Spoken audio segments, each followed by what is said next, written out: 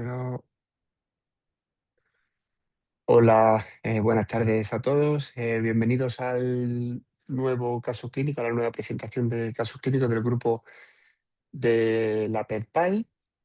Hoy el objetivo es hablar de la ventilación no invasiva en cuidados paliativos pediátricos, utilizando el caso clínico, que ya aviso es un caso clínico ficticio y es ficticio precisamente porque el objetivo de la sesión es utilizar ese caso clínico, utilizarlo como trampolín, ¿no? Para introducirnos o ahondar un poco en la ventilación no invasiva en, en los pacientes de cuidados paliativos y de enfermedades crónicas complejas, que bueno, antiguamente, pues o hace pocos años, era una cosa que no estaba muy reglado, no estaba muy avanzada, y en los últimos años hemos visto como cada vez se está poniendo mucho más porque, como veremos después, prácticamente la ventilación no invasiva es un sinónimo de confort en un momento determinado, sobre todo para algunos tipos de pacientes. Hoy nos centraremos en un caso de una enfermedad neuromuscular, que es el prototipo de paciente que se beneficia claramente de este tipo de ventilación en domicilio, aunque por supuesto nos pueda servir de ejemplo para cualquier tipo de paciente. Para la presentación de este caso clínico me ayuda mi compañera y amiga ICOR Alba Henares, que es neumóloga en el Hospital Clínico San Cecilio, en el Hospital del PTS, aquí en Granada. Y yo que, bueno, para el que no me conozca, soy Antonio Blanco, soy pediatra, trabajo en la unidad de cuidados paliativos de Granada, en el Virgen de las Nieves. Sin más preámbulos, pues el objetivo de esta sesión, ¿no? Es lo como estábamos comentando, introducir la ventilación no invasiva como herramienta en el manejo de los pacientes que generalmente atendemos, ¿no? En los pacientes crónicos complejos con necesidades paliativas. Poder identificar, ¿no? Qué condiciones estructurales, fisiopatológicos, ¿no? Funcionales de la mecánica respiratoria nos hacen pensar y nos hacen saber que este tipo de soporte, esta ventilación no invasiva, nos va a ser muy útil en el manejo de los pacientes. Veremos y analizaremos junto a Alba las indicaciones, las distintas modalidades, los dispositivos, las interfaces de la VNI que tenemos en pediatría, sobre todo más accesible. Realizaremos una valoración de beneficios, limitaciones y posibles complicaciones, aunque escasas, que la ventilación no invasiva pueda presentar. Y después, pues, por supuesto, tendremos que tener en cuenta el razonamiento clínico ético en el seguimiento longitudinal de este tipo de pacientes, ¿no? Por supuesto, igual que la ventilación mecánica, lo sabemos, este tipo de asistencia, este tipo de soporte, por supuesto, también puede ser objetivo o objeto de controversia, ¿de acuerdo? En situaciones de final de vida.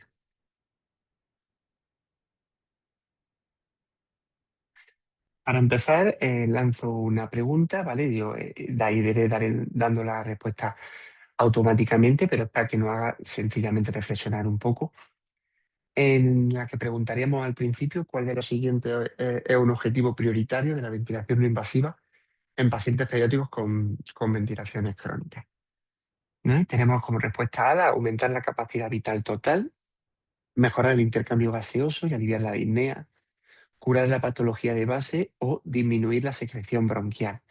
¿Vale? Esta es bastante sencilla, pero creo que es importante que tengamos muy en cuenta y que tengamos basalmente el concepto de lo que queremos utilizar la no invasiva. ¿Vale? Desde el punto de vista molecular, el mejorar el intercambio gaseoso, mejorar la hipercapnia y la hipoxemia son grandes objetivos, pero desde el punto de vista del confort, y eso está muy, muy presente, ¿no? En nuestra práctica clínica, aliviar la disnea es uno de los principales objetivos que tenemos que tener. ¿Por qué esta sesión? Pues bueno, pues porque la insuficiencia respiratoria crónica es un elemento clave en la trayectoria clínica de los pacientes subsidiarios de cuidados paliativos, sobre todo en los neurológicos y en los neuromusculares. Es importantísimo dentro del concepto del manejo integral, el concepto interdisciplinar, ¿vale?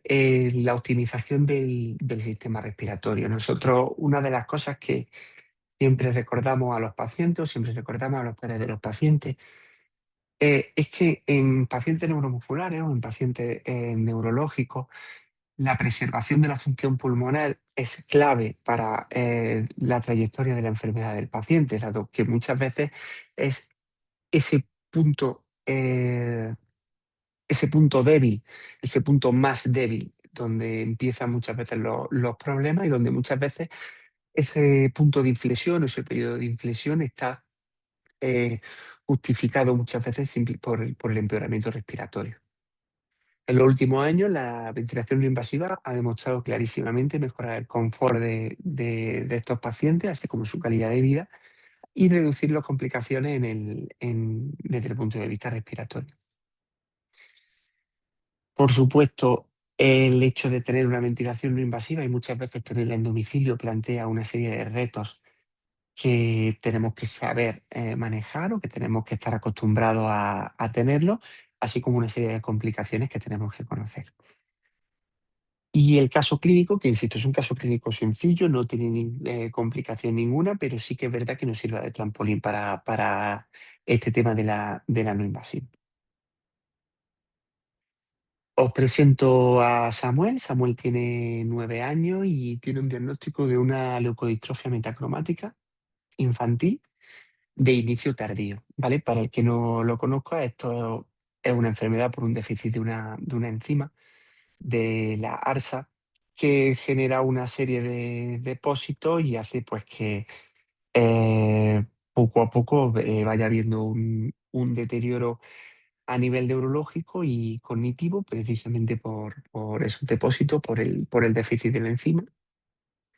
Y bueno, tiene una forma precoz, después tiene una forma tardía de verdad que en adultos, pero la infantil tardía se suele presentar entre el año y medio y los 5 años y bueno, se inicia en este caso a los 3 años con una serie de pérdidas progresivas de habilidades que previamente tenía el paciente, así como pérdida del lenguaje. Se desarrolla una epilepsia, que en este caso es una epilepsia refractaria, con múltiples fármacos.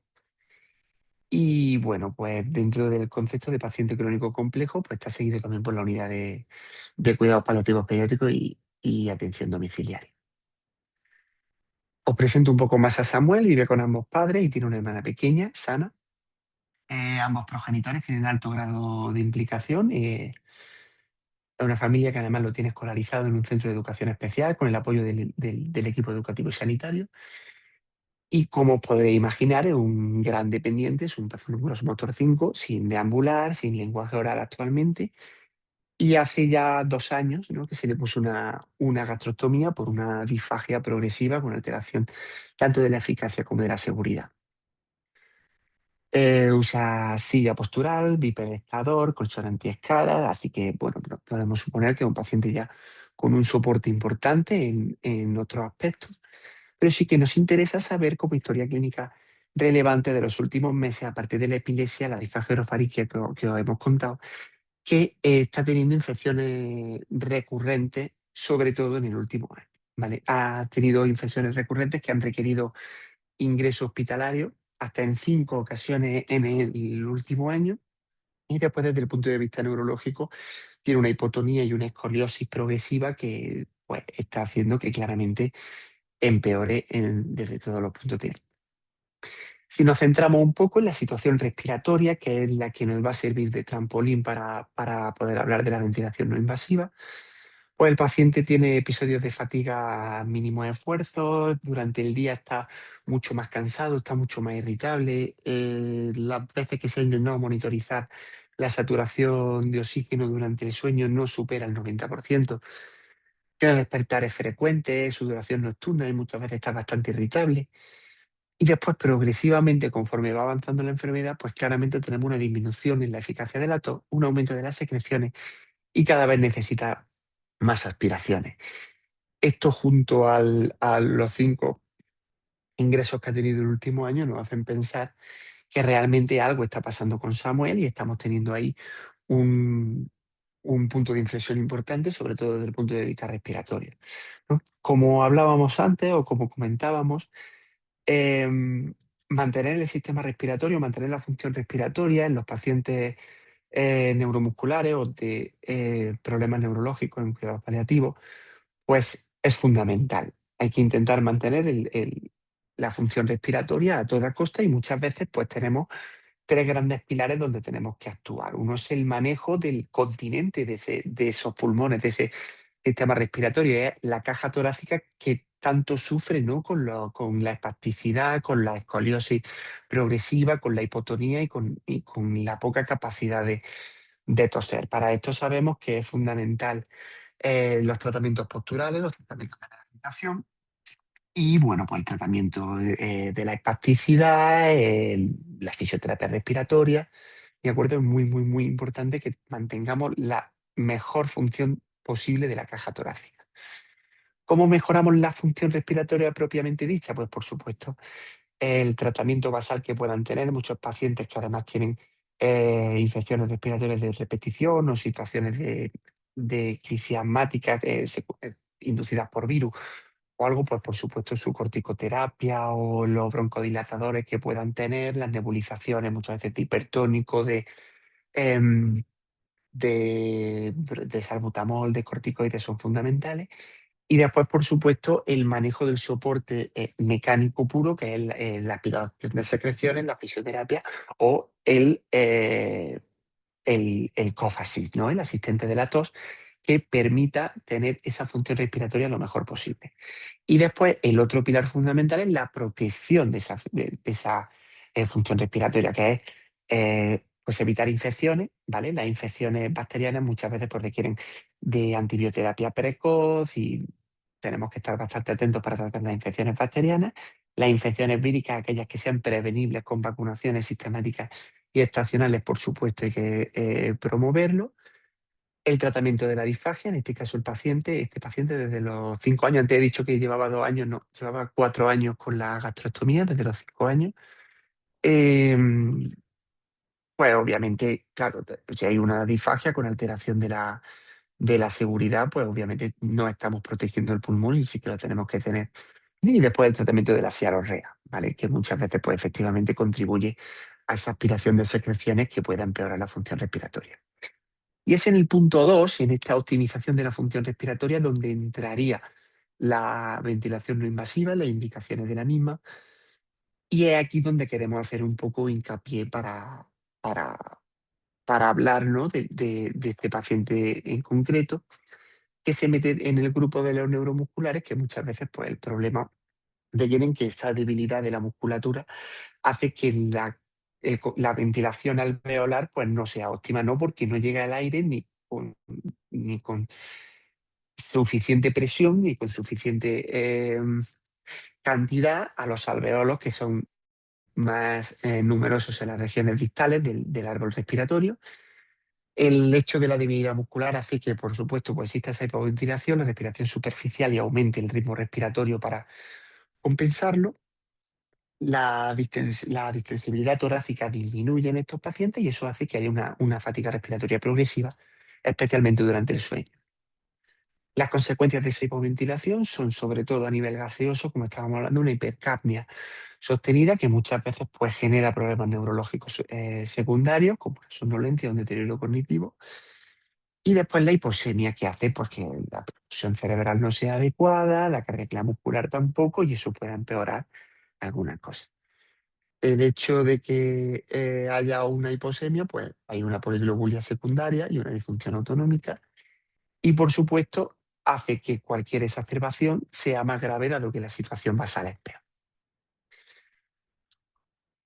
Como también tenemos una alteración del aclaramiento mucociliar, pues muchas veces tenemos esa tos ineficaz y ese acúmulo de secreciones que empeoran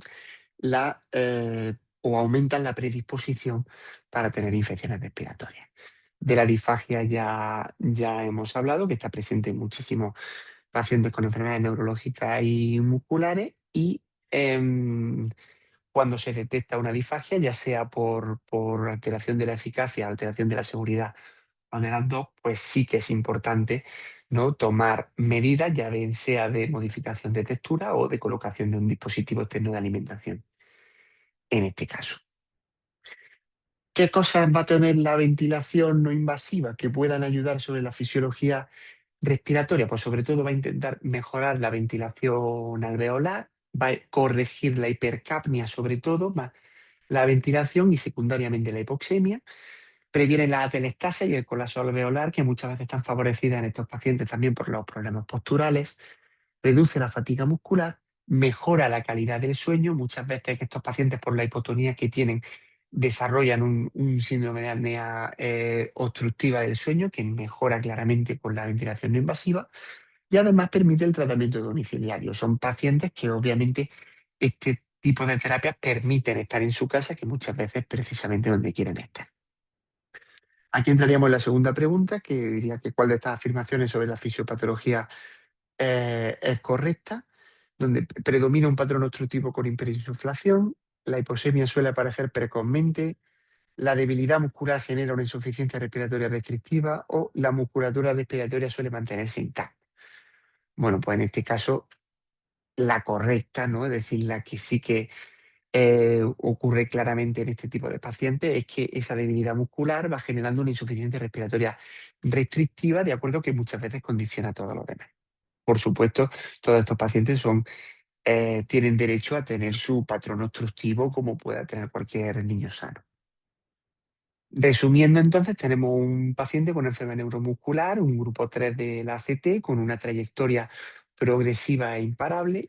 Eso hace que vaya requiriendo cada vez más soporte y hace un empeoramiento desde el punto de vista respiratorio claro en los últimos tiempos, sobre todo en el último año.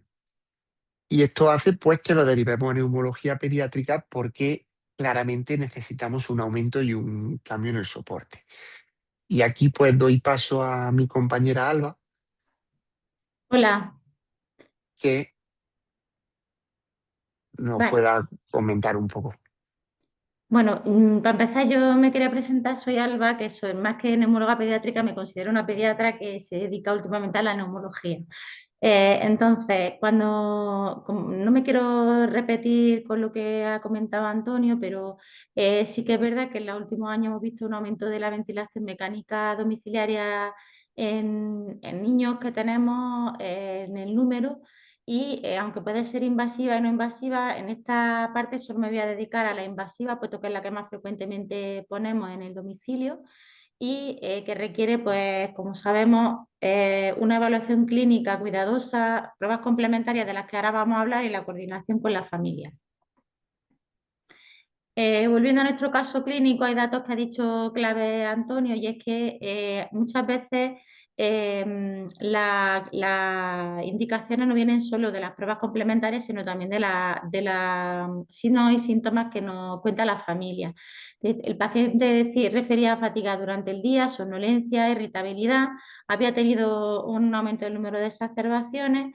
En una gasometría que se le hizo en el contexto de realizar una analítica por otro motivo, ya se veía que tenía la PCO2 en 48, estando el paciente en vigilia.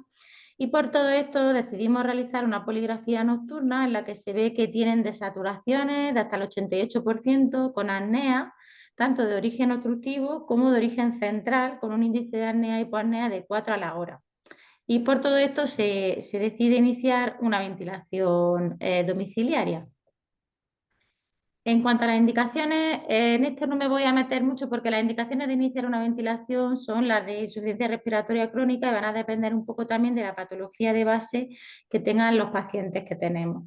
Son criterios fundamentalmente clínicos y fisiológicos, aunque rara vez vamos a basar la decisión en la realización de una gasometría arterial en el paciente en concreto del que estamos hablando. Por eso, en la práctica clínica, lo que hacemos, pasa si quieres la diapositiva, Antonio, Sí, es lo siguiente: vamos a usar criterios, digamos, más sencillos y más útiles a la hora de decidirlo. De la exploración clínica existen varios cuestionarios que en realidad no son necesarios, pero que a veces ayudan a realizar una historia clínica y una evaluación del paciente de forma sistemática. La mayoría son criterios clínicos los que incluye, Y también decir que en los niños que son más pequeños es más frecuente que la somnolencia tengan irritabilidad e incluso hiperactividad y la somnolencia es más propia de niños grandes. Y en niños que son continentes, la nicturia es uno de los signos también muy frecuentes referidos y de los que mejoran más precozmente cuando empezamos la ventilación. Y en cuanto a las pruebas funcionales, fundamentalmente en niños colaboradores tenemos la espirometría. Es verdad que existen pruebas funcionales para niños no colaboradores, pero en la mayor parte de los centros no disponemos de ellas, así que vamos a basar en la espirometría la decisión de iniciar una ventilación. La espirometría la realizamos en niños con patología tanto neuromuscular como con alteraciones musculoesqueléticas, escoliosis, hipotonías que son capaces de colaborar. Y la hacemos de forma seriada porque se ha visto que es un parámetro que identificado precozmente puede ser muy útil a la hora de empezar la ventilación. Valores por debajo del 50% del valor predicho claramente nos están indicando que existe un riesgo de hipoventilación, pero en pacientes que tenemos seguidos de hace varios años, con enfermedades como Duchenne, incluso como otras patologías degenerativas, pues cuando caen por debajo del 20 o 30% del valor predicho, pues estaría indicada generalmente iniciar ya hay una ventilación. Hay otros parámetros que podemos medir, como el presión inspiratorio, el pico expiratorio máximo, el pico expiratorio máximo, o incluso hay centros donde hacen espirometría sentados y en decúbito y cuando hay una diferencia mayor del 20%, también hay una sospecha de hipoventilación nocturna, pero generalmente es suficiente con hacer una espirometría basal de forma periódica. En cuanto a la poligrafía y polosomnografía, sabemos que en realidad el gol estándar de diagnóstico de una apnea obstructiva del sueño es la polisomnografía. Lo que pasa es que esta prueba, pues por lo general está poco accesible, no se hace nada más que en algunos centros y tiene una lista de espera tal que merece la pena realizar la poligrafía respiratoria nocturna que se puede hacer tanto en el hospital como domiciliaria, donde la hacemos la mayoría de las veces y es una prueba que como cribado tiene una alta fiabilidad a la hora de identificar pacientes tanto con apnea como con signos de hipoventilación.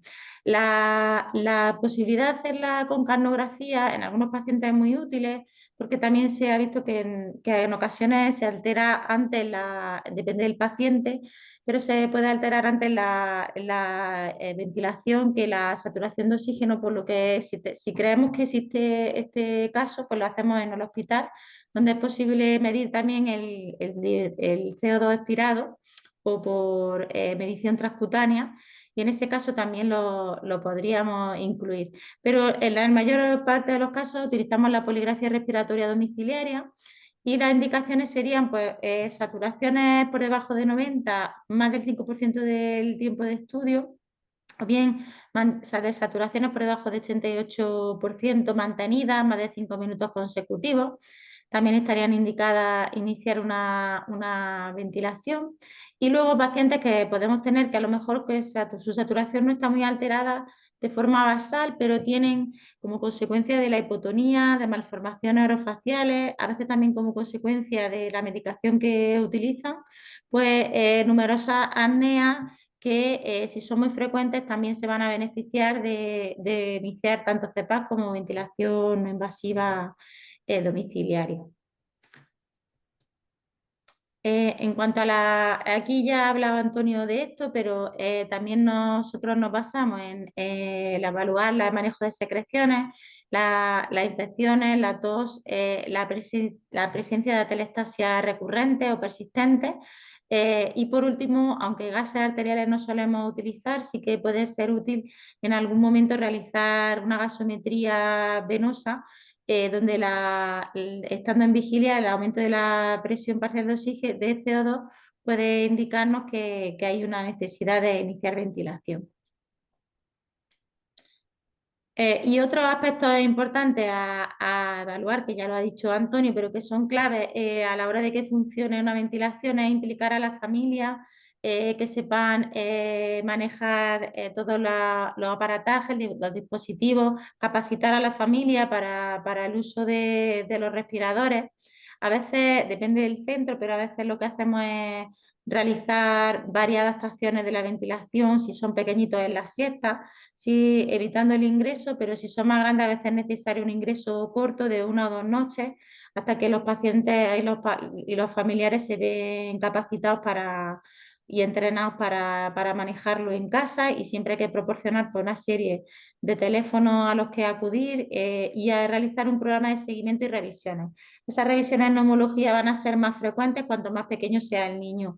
Durante los primeros meses, si iniciamos la ventilación en lactantes, pues hay muchos cambios físicos que pueden hacer necesaria una adaptación de la ventilación de forma más frecuente, cada 3 o 4 meses. Y en niños más grandes normalmente le hacemos adaptaciones más espaciadas, cada 6 meses aproximadamente. En cuanto a los modos ventilatorios, realmente la CEPAP tiene poca indicación, salvo la de una apnea obstructiva del sueño propiamente dicha, pura, sin alteraciones de la hipoventilación, que es mucho menos frecuente que en pacientes neuromusculares. Sí que es verdad que se pueden beneficiarse de estos pacientes que tengan pues, malformaciones orofaciales, pues, macroglosia, que tengan también pues, algo de hipotonía, síndrome de Down, que tengan fundamentalmente apnea obstructiva, sin alteración de la ventilación, y, o bien en pacientes que tienen ya una indicación de BiPAP, pero que por problemas de adaptación y de tolerancia a la no invasiva con BiPAP, pues que rechazan la familia. Y entonces utilizamos a veces la CEPAP como paso intermedio antes de empezar una ventilación con BiPAP. Pero realmente en los neuromusculares lo que estaría indicado es pues, empezar una ventilación con doble nivel de presión. En cuanto a la programación, aunque no me quiero meter demasiado en parámetros y demás, la mayor parte de los respiradores de los que disponemos para ventilar en domicilio funcionan por presión, y aunque hay que conocer bien el aparato, o sea, el respirador que tenemos y los modos ventilatorios que ofrecen, exactamente a qué se refiere cada ítem, la mayor parte de las veces ventilamos con una presión de soporte, sobre todo si el paciente tiene autonomía respiratoria, y hay que programar pues, una presión alta, que normalmente funciona con una presión de soporte entre 10 y 20, según también la complianza y la patología pulmonar de base del paciente. Y la frecuencia respiratoria, generalmente, lo ideal es que el paciente respire cuando quiera y él sea el que inicie el ciclo, pero siempre hay que tener presente que hay que dejar una frecuencia respiratoria de seguridad programada, de rescate, por si hay algún problema, que suele ser menor a la frecuencia respiratoria a la que tiene el niño, en torno a 5, 10, 15 respiraciones menos que las que suele hacer el paciente, depende también mucho de la edad. Las relaciones, como siempre, es de 1,2 y el tiempo expiratorio dependerá también de la frecuencia respiratoria del niño, y siempre una PEP entre 4 y 5 de presión. El trigger inspiratorio es importante conocer cómo lo codifica la máquina, porque a veces está codificado como sensibilidad y a veces es el contrario de lo que pensamos como trigger, pero fundamentalmente es lo más sensible que no produzca autodisparo. Y el trigger expiratorio también es importante en la ventilación no invasiva, puesto que hay que tener en cuenta el que va a determinar el inicio de la expiración, el final de la expiración, y hay que tener en cuenta que hay que programarlo más alto cuanto mayor sea el número de fugas que tenga el paciente. Y va a ser también un parámetro clave a la hora de que el paciente se adapte al respirador. Y luego el tiempo de rampa, que normalmente se programa, o retardo inspiratorio entre 0,0 y 0,4, y luego hay una rampa que en algunos ventiladores no se refiere a esta, que en algunos ventiladores también está programada y se refiere a lo que tarda el respirador en dar la presión máxima que tiene programada. Y generalmente también te permite a prolongarlo si el paciente no se ha dormido todavía, te permite manualmente prolongarlo otra vez si es que lo necesita. Y el oxígeno, que se puede suministrar a veces a través del propio respirador en el circuito o a través de la interfase. En cuanto a los respiradores, hay mucha variedad de los respiradores que tenemos disponibles. Estos son los que tenemos, por ejemplo, en mi zona donde yo trabajo. Hay que también saber cuáles disponemos para pacientes muy pequeños, que son los que suelen darnos más problemas. Los que pesan por debajo de 5 kilos, hay poquito en el mercado que nos permitan ventilarlos en domicilio. Este, por ejemplo, nosotros que tenemos un respirador, el REDME 150, que sí que te permite ventilar incluso de forma invasiva a niños por debajo de 5 kilos. Deben ser, pues ya sabéis, ligeros, que tengan capacidad de funcionar con batería.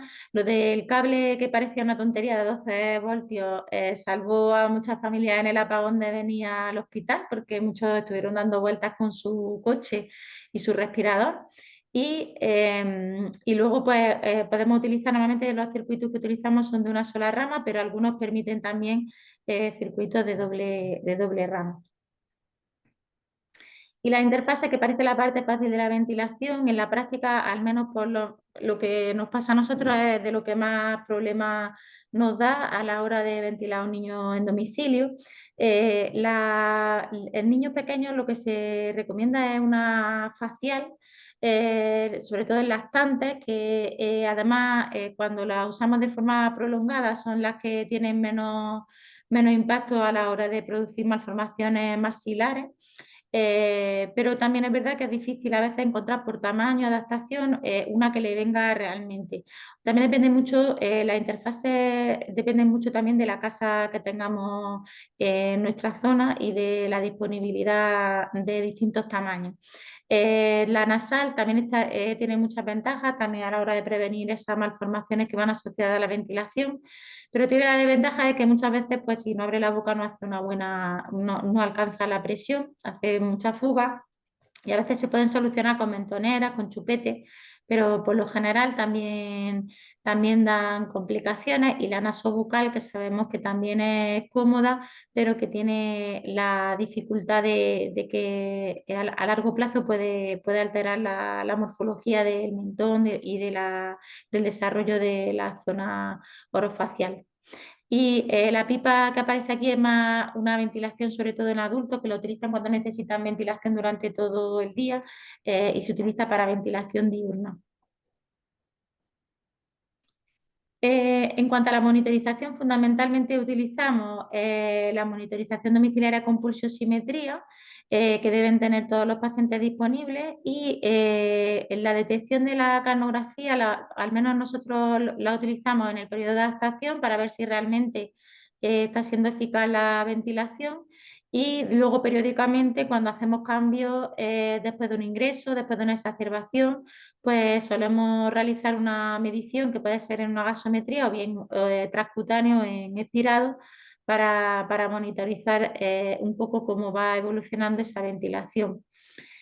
Em,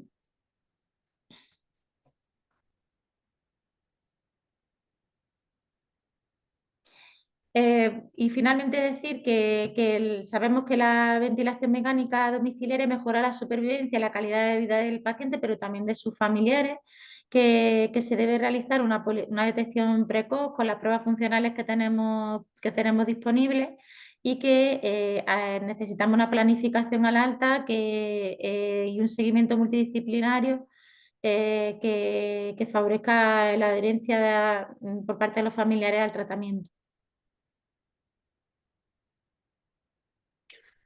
Bueno, vuelvo un poco yo. Muchísimas gracias, Alba. La verdad es que creo que se ha reflejado bastante bien las principales indicaciones y las características de la no invasiva desde el punto de vista, ¿no?, de la neumología pediátrica. Y creo que un poco nos sirve a todos, pues, para estar más cerca de este soporte. Entonces yo ahora preguntaríamos que en qué momento está más indicada la ventilación no invasiva en pacientes neuromusculares pediátricos, ¿no? Es decir, cuando ya requieren intubación orotraqueal, le decimos, bueno, te toca intubarte, pero como no te vamos a intubar, pues te ponemos una no invasiva. De manera preventiva, antes de que aparezcan síntomas respiratorios, ante los primeros signos de hipoventilación nocturna, o solo en caso de infección respiratoria aguda, ¿no? Pues claramente, pues aquí la C, cuando ya estamos empezando a ver los signos de hipoventilación nocturna, como en este caso estamos viendo la fatiga, la irritabilidad, la sudoración, etcétera, estamos empezando a ver que probablemente estemos teniendo problemas de ventilación y bueno, pues ya una vez que se constata que efectivamente esa hipoventilación está aquí, pues de manera precoz, que muchas veces una de las claves es que de manera precoz podamos poner este tipo de soporte para evitar complicaciones que puedan estar derivadas eh, eh, de esa complicación. He puesto en el chat el enlace para la asistencia, para la certificación, ¿vale?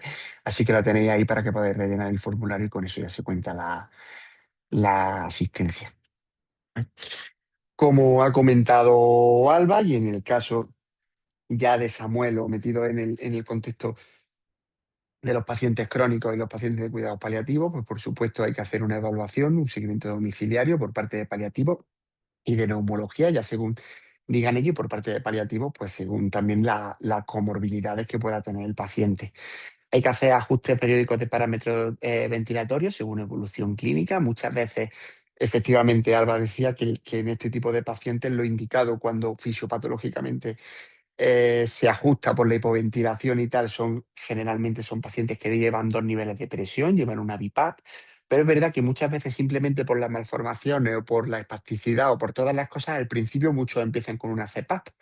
¿Vale? Pero sí que en el desarrollo clínico, en la trayectoria clínica del paciente, casi todos van a terminar llevando un doble sistema de presión. Tendremos que ir valorando la tolerancia, la adherencia y el confort del paciente, que esto muchas veces desde el punto de vista fisiopatológico o desde el punto de vista teórico es muy sencillo de pensar, pero después efectivamente además con la adaptación de las interfaces, pues muchas veces son pacientes que no toleran este tipo de ventilaciones, solo lo pueden tener durante el sueño porque mientras están en vigilia no la toleran. También tenemos que tener en cuenta que efectivamente si un paciente o un niño tiene una interfase, una facial completa o una nasobucal, pues muchas veces puede generar un disconfort que en nuestros pacientes muchas veces es el último de nuestros objetivos, ¿no? Generar ese disconfort. En este caso, pues Samuel tuvo una disminución de la hipercapnia nocturna y una mejoría importante del patrón del sueño. Mejoró desde el punto de vista de las infecciones respiratorias y visitas a urgencias, que se habían empeorado mucho durante el último año. Mejoró el estado de alerta diurno, disminución de la somnolencia, incluso disminución de las convulsiones, de las crisis, esa epilepsia refractaria, que muchas veces, pues ya sabemos que en situación de somnolencia o en situación de privación de sueño aumentan esas crisis, pues mejoró esto también. Y por supuesto una mejoría por parte de la familia en la calidad de vida. ¿Vale? Durante el seguimiento de Samuel, pues tuvimos una serie de complicaciones relacionadas con esa ventilación no invasiva, una irritación cutánea por lesiones en la cara, ¿de acuerdo? Tenemos que tener en cuenta que esa interfase, y más en pacientes con poca capacidad de movilidad o que muchas veces pues, están un poco además apotargados y tal, nos pueden generar úlceras por presión, por tanto, junto con enfermería y tal, tenemos que tener la capacidad no solo de prevenirlas, sino además abordarlas cuando estas empiezan a aparecer. Distensión abdominal por aerofagia, muchas veces incluso, pues, es lo que decía Alba, los niños con interfaces nasales con la boca abierta, pues muchas veces tenemos bastante fuga y muchas veces pues tenemos mucho aire que va a vía digestiva y eso puede generar disconfort. Rinorrea, sequedad nasal y congestión por el flujo continuo, ¿vale? Y después, al principio, pues un rechazo del dispositivo. Y pasamos a ver un poco las complicaciones principales, sobre todo también eh, relacionadas con el tipo de paciente al que nos estamos refiriendo. Pueden estar. Y las principales y primeras son las relacionadas con la interfase, ¿vale? Las lesiones cutáneas, fuga aérea, la sequedad nasal y después la conjuntivitis por la fuga del aire hacia los ojos si el sello no es correcto en la región de la nariz. ¿Cómo lo podemos prevenir? Pues eligiendo la adecuada. Lo que pasa es que eso a veces no es sencillo. Sé que en algún centro, o sé que en algunos sitios con muchísimos recursos son capaces de desarrollar interfaces con impresoras 3D, muchas veces con unas simulaciones previamente hechas, pero eso obviamente no está al alcance de todos, pero sí que es cierto que sería lo ideal, ¿no? Ajustar una interfase ideal para cada paciente para que este tipo de complicaciones tengan el menor impacto posible. Rotación periódica de la interfase, esto es una cosa interesante para realizar. Ajuste sin sobrepresión y después su humidificación activa, que muchas veces requiere este tipo de niños. Después, complicaciones relacionadas con la presión positiva, pues lo que hemos comentado, ¿vale? Distensión gástrica o aerofagia, barotrauma y esto sería rarísimo, por lo menos yo no lo he visto y tal, pero bueno, está descrito y por supuesto hay que comentarlo, y las molestias torácicas o abdominales por el hiperinsuflación que pueden ocurrir. Esto va a requerir pues, un ajuste de presiones en función de la clínica y de las necesidades del paciente. Sonda nasogástrica descompresiva en casos seleccionados y, bueno, muchas veces en pacientes que tienen una gastro, pues por supuesto descomprimir abriendo la válvula.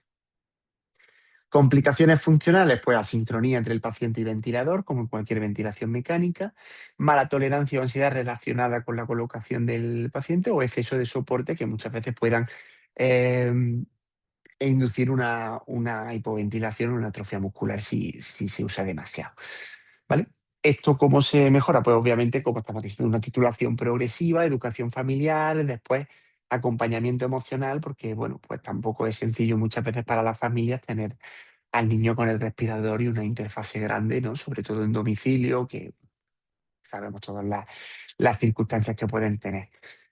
Después, complicaciones infecciosas, por supuesto, nada comparable a la ventilación mecánica, pero bueno, al final estamos utilizando fungibles, estamos utilizando una serie de pues, plásticos, etcétera, que pueden favorecer el desarrollo bacteriano y, por supuesto, esto requiere una alta higiene del equipo, limpieza regular, cambio de tubuladuras. Después, pues muchas veces tenemos que tener en cuenta que son pacientes colonizados por microorganismos multiresistentes y pues muchas veces esa colonización se perpetúa teniendo en cuenta que el fungible o los plásticos que se ponen. Y después complicaciones específicas en el contexto paliativo del paciente, pues que sobre todo pueda empeorar el confort del niño o haya empeoramiento de la comunicación con la familia. En fases avanzadas o en fases o situaciones de final de vida, pues tenemos que tener en cuenta que a veces pues el hecho de que el paciente pues muchas veces requiera pues, una sedación paliativa o una disminución del nivel de conciencia y con ello una mejoría farmacológica de la situación de disnea, pues el hecho de que tenga un paciente una ventilación no invasiva, una interfase, sobre todo las interfases que son grandes, pues puede requerir, ¿no? La retirada de esta ventilación no invasiva.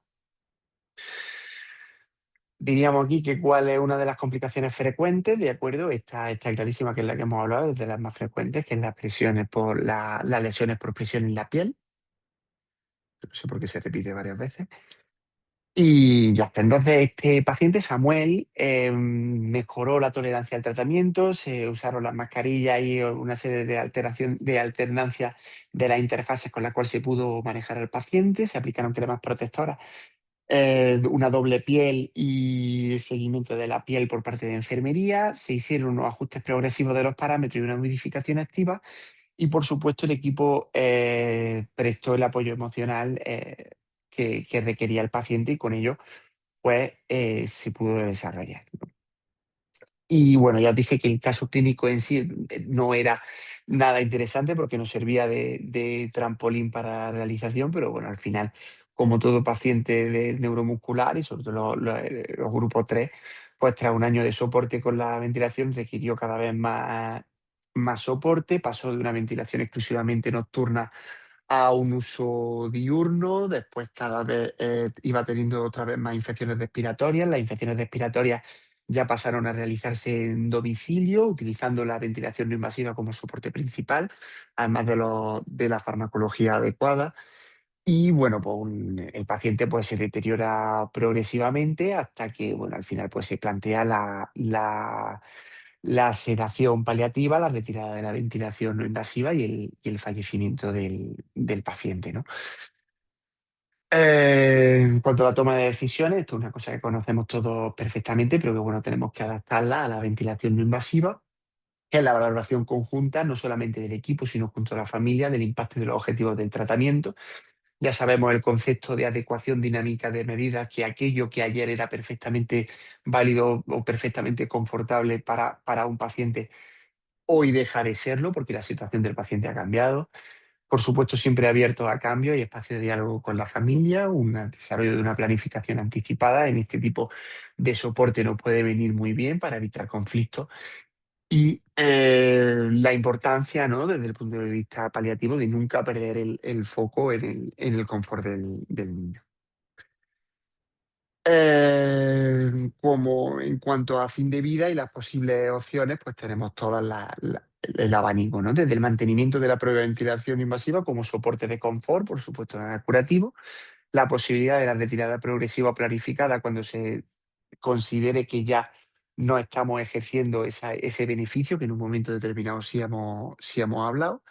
Y el objetivo al final, pues termina siendo pues, preservar la dignidad y que el paciente, pues desde el punto de vista sintomatológico, esté lo mejor posible, ¿no? Esto hay que coordinarlo muy bien con los equipos de soporte domiciliario, si son los propios equipos de cuidados paliativos, pues mucho mejor, pero muchas veces cuando trabajamos en red hay que hacerlo bastante bien con el plan anticipado de decisiones, ¿no?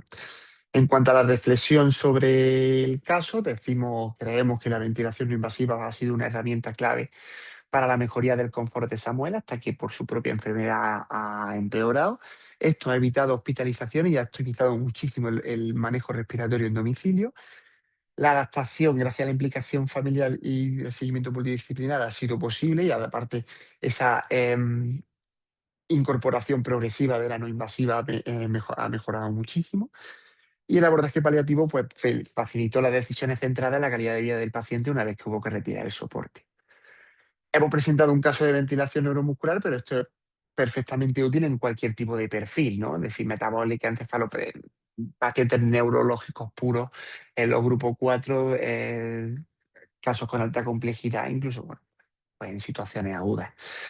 Entonces, llegado a este punto, queríamos abrir el ronda de preguntas por si alguien quería o de hacer algún comentario o comentar alguna experiencia, ¿vale? Relacionado pues, con esto, con la no invasiva o con la toma de decisiones.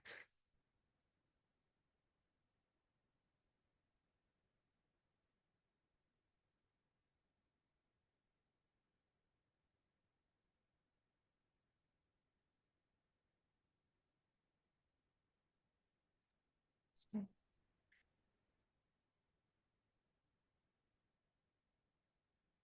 Y si no hay ninguna pregunta es importante, pues bueno, dar paso a la próxima presentación, que será el 11 de noviembre.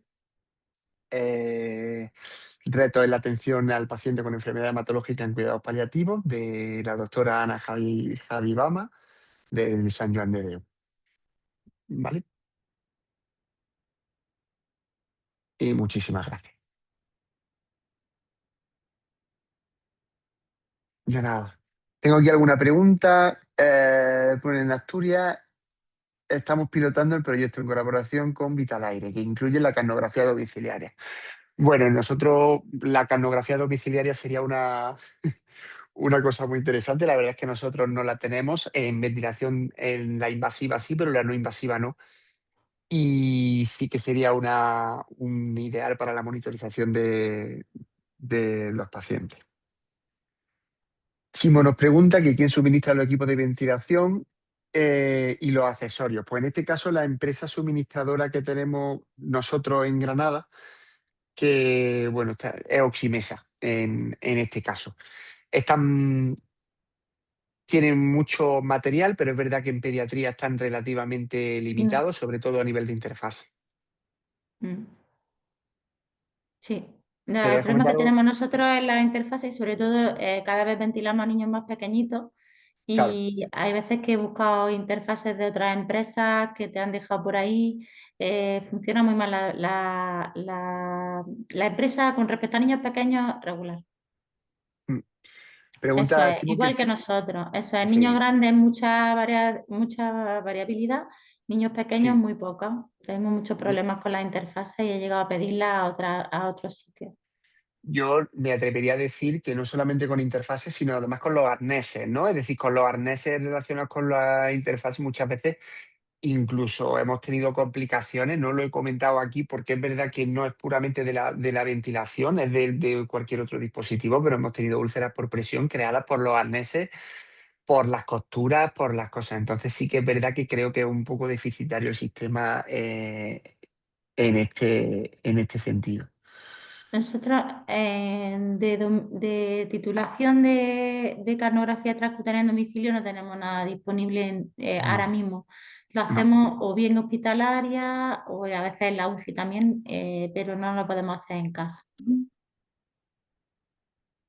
Nosotros en caso de recurrir a la UCIP, sí, nosotros incluso para la UCIP esto es poco ortodoxo, pero bueno, es decir, en la UCIP hay un cajón enorme con interfaces y con, y con arneses diferentes y la combinación de todos pueden llegar a ser el éxito para la adaptación de ese paciente concreto, ¿no? Es decir, pero no nos cuesta, ahora mismo lo que más trabajo nos está costando.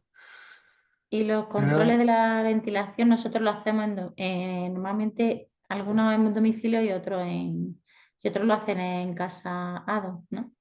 Sí, nosotros generalmente el control de la ventilación muchas veces somos los que en función de la clínica del paciente vamos incluso modificando parámetros y todas las cosas. Muchas veces si creemos que puede haber algún problema de hipoventilación o de hiperventilación en algunos casos, sí que es verdad que podemos citar al paciente en el hospital y hacer una gasometría, pero, pero sí que es verdad que muchas veces intentamos y desde el punto de vista clínico. Después, si tenemos el enfoque paliativo, que por supuesto no lo perdemos, hay veces que si el paciente está confortable, en este caso tampoco nos preocupamos demasiado de la optimización de la ventilación.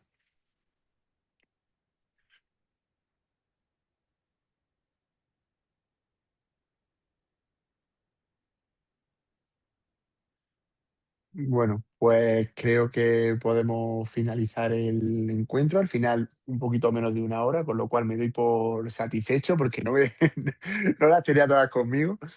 Y hasta agradecer a Alba, ¿vale? La maravillosa exposición y ya está, nos Yo vemos. quería preguntarle a Andrés, que ha dicho que tienen registrado una zona Andrés, de sí. carnografía, a ver si puede poner la marca por si lo puedo pedir, que por pedir, a ver si fuera asequible y lo miramos.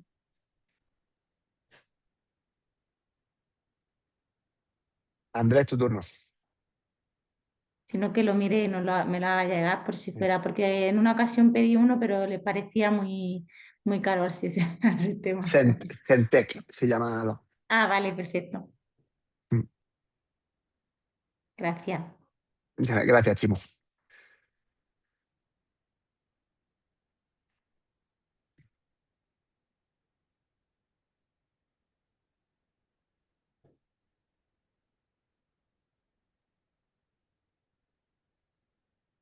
Pues nada, recuerdo que si no lo vuelvo a dejar otra vez, ¿vale? El enlace con el formulario de asistencia y nada, nos vemos el próximo 11 de noviembre.